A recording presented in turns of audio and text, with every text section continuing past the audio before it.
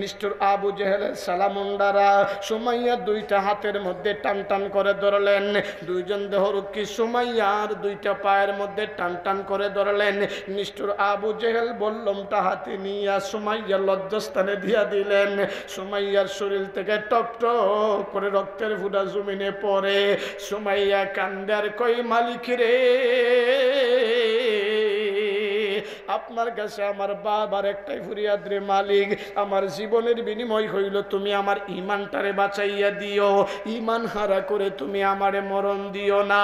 সুমাইয়া কান্দে আর কান্দে। হঠাৎ করে সুমাইয়া রাদিয়াল্লাহু তাআলা আনহা আকাশের দিকে চেহারাটা তুইলা মিট মিট করে একটু হাসে।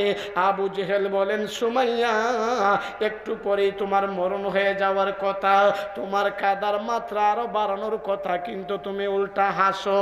সুমাইয়া আবার ডাক দিয়া বলে, আবু জেহেল রে, যেই আল্লাহকে ভালোবেসে, যেই জান্নাতের আশায় আমি সুমাইয়া আমার জীবনটাকে বিসর্জন করে দিতেছি, আমার আল্লাহ জিবরাইলের মাধ্যমে আমার জান্নাতটা আমার চোখের সামনে তুলে ধরছে। আমি সুমাইয়া আমার জান্নাত দেখে দেখে মুস্কি মুস্কি হাসতেছি।